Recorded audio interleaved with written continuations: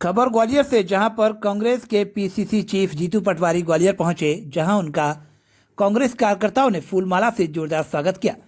PCC chief Jitu Patwari ने media से चर्चा में कहा कि जिस तरीके से मध्य प्रदेश के हालात बनते जा रहे हैं, एक तरफ 1 साल से अधिक मध्य प्रदेश में नई सरकार को हुआ है, मोहन यादव जी के मुख्यमंत्री बने, लगातार भ्रष्टाचार की रिकॉर्ड रोज नए कायम हो रहे हैं। दूसरी ओर सरकार की अधर्मिता क्या होती है, कुर्ता क्या होती है, वह चाहे किसने की जमीन के छिन्नों को लेकर हो या किसानों के साथ किए गए वादा खिलाफी करके हो। 5 मोदी गारंटी दी थी, जिसमें 3000 रुपये बहनों को देने की बात हुई थी, 27 रुपये गेहूं, 31 रुपये धान और 6000 सोयाबीन बात कही थी, 2.5 लाख नौकरियों की बात कही थी।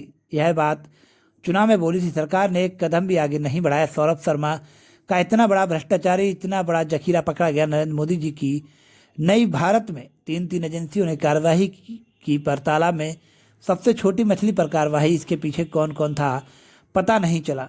मैं रोड कर रहा हूँ। जिस तरीके से हालात है, हमें विपक्ष का दायित्व मिला है। हम पूरे ताकत से सजग होकर अपने संगठन को मजबूत करना, विपक्ष का दायित्व निभाना मैं समझता हूँ। जो विजयपुर का उपचुनाव हुआ उसी आंचल का था। उसे पता लगा था कि वायदा खिलाफी, यह धोखे वाले लोग मध्य प्रदेश की जनता शाखा सबक सिखाना चाहती है। ऐसा यही नहीं हुआ, महाकौशल की नगरी अमरवाड़ा में भी ऐसा हुआ। ऐसा ही भूतनी में भी हुआ। 1 लाख से अधिक वोटों से हराया मध्य प्रदेश की जनता का मन परिवर्तन हो रहा है।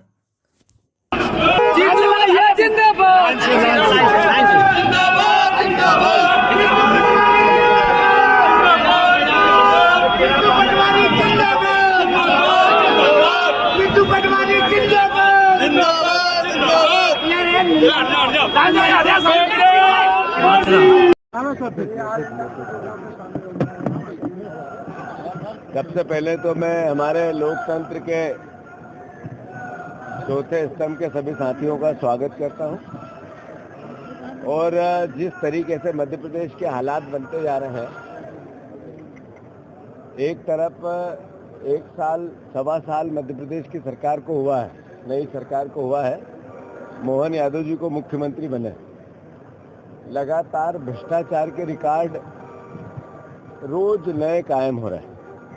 दूसरी ओर सरकार के हठधर्मिता क्या होती है, तानाशाही क्या होती है, क्रूरता क्या होती है, वो चाहे किसानों की जमीन छीनने को लेके हो या किसानों के साथ किए गए वादों की वादा खिलाफी करके। 5 गारंटी मोदी गारंटी दी थी, जिसमें 3000 बहनों को देने की बात हुई थी, जिसमें 2700 गेहूँ, 3100 के धान और 6000 रुपया सोयाबीन की बात कही थी, 2.5 लाख नौकरियों की बात कही थी। एक भी वो बात जो चुनाव में बोली, इस सरकार ने एक कदम भी आगे नहीं बढ़ाया। सौरभ शर्मा का इतना बड़ा भ्रष्टाचार, जिसमें इतना बड़ा जखीरा पकड़ा गया। नरेंद्र मोदी जी के नए भारत में 3 एजेंसियां ने कार्रवाई की, पर तालाब की सबसे छोटी मछली पे कार्रवाई। इसके पीछे कौन कौन था, तो कौन कौन था पता नहीं चला। मैं अनुरोध कर रहा हूं कि जिस तरीके के हालात हैं, हमें विपक्ष का दायित्व मिला है, कांग्रेस पार्टी को विपक्ष का दायित्व मिला है। हम पूरी ताकत से अपने सजग होकर अपने संगठन को मजबूत करना और विपक्ष का दायित्व निभाना। मैं समझता हूं कि जो विजयपुर का उपचुनाव हुआ इसी अंचल का था, उसने मैसेज दिया है कि ये वादा खिलाफी, ये धोखे वाले लोग, इनको मध्य प्रदेश की जनता सबक सिखाना चाहती है। ऐसा यही नहीं हुआ, ऐसा महाकौशल में अमरवाड़ा में भी हुआ था, हमें टेबल पे हराया, और ऐसा ही बुधनी में भी 1,30,000 वोट कम करके हुआ। मतलब पब्लिक का मन परिवर्तित हो रहा है। केवल कर्ज की, करप्शन की, क्राइम की और कमीशन की सरकार है। एक भी मंत्री, चाहे वो ग्वालियर के मंत्री भी हो, एक भी मंत्री आज जांच हो जाए तो ईमानदारी से सब जेल की सलाखों में होंगे। बाहर नहीं रह सकता बीजेपी। एक ऑफिस ऐसा नहीं है जहाँ करप्शन नहीं होता। एक टीआई ऐसा नहीं है जो बिना पैसे दिए यहाँ आता है। एक एसपी, डीएम ऐसा नहीं है जो बिना सौदे से उसको जिला मिलता। ऐसे हालात बद से बदतर हो गए कि जिसकी जितनी निंदा की जाए कम है। अभी पत्रकारों पर हमले होना, भोपाल में एक पत्रकार साथी को जिस तरीके से जलील किया गया, हमारे लोकतंत्र के चौथे स्तंभ के लोग थाने में जाकर बैठे, नेताओं के घरों पे गए, बीजेपी के ऑफिस में गए, उनके प्रवक्ताओं को बुलाया, मुख्यमंत्री से बात कर रहे थे।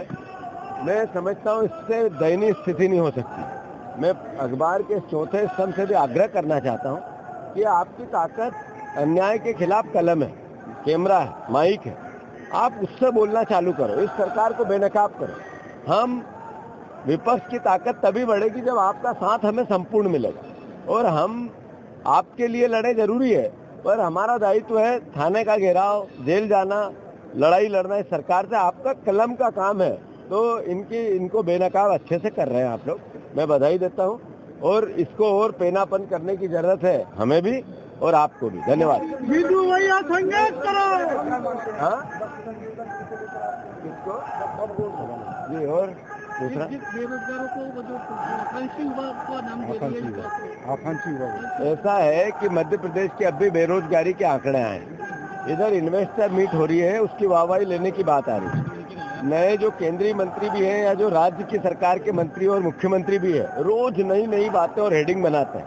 आंकड़े ये बोलते हैं कि वो सब झूठ बोलते हैं। बेरोजगारी 30 सर चढ़ के मध्य प्रदेश देश का, दुनिया का सबसे बड़ा बेरोजगार प्रदेश बन गया। तो मैं समझता हूँ, एक पंकज उपाध्याय जी हमारे विधायक है, उनने प्रश्न पूछा कि कितनी बहनों के साथ बलात्कार होता है, तो हर 20 मिनट में एक बहन के साथ बलात्कार होता है। ये सरकार का उत्तर है, ये हमारा नहीं है। यही बेरोजगारी के आंकड़े सरकार के, हमारे नहीं है। तो इनका क्या बोलना और रोजगार को लेकर मुख्यमंत्री और प्रधानमंत्री आकांक्षी और महत्वाकांक्षी योजनाओं पर भाषण देना और वस्तु स्थिति दूसरी है। तो मैं समझता हूँ सच भी वही बोलते हैं, उनके झूठ को बदलने के लिए सच भी उन्हीं को बोलना पड़ रहा है।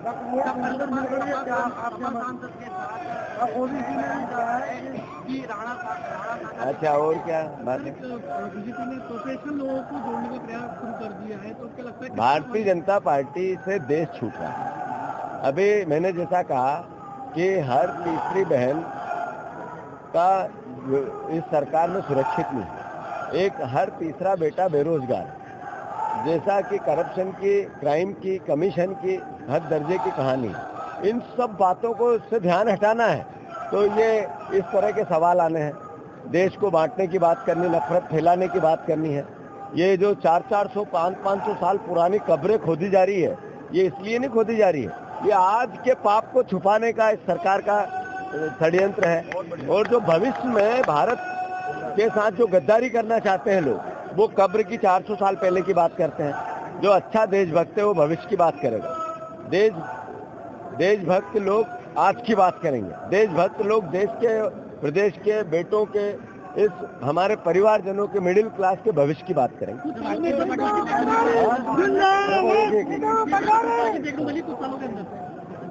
इस वीडियो को लाइक करें, हमारे चैनल को सब्सक्राइब करें, बेल आइकन जरूर प्रेस करें हमारी न्यू वीडियो सबसे पहले देखने के लिए। सब्सक्राइब करने के बाद ना घंटी बजा देना, ताकि जब भी मैं कोई न्यू वीडियो अपलोड करूं तो तुम्हारे फोन की घंटी भी बजे।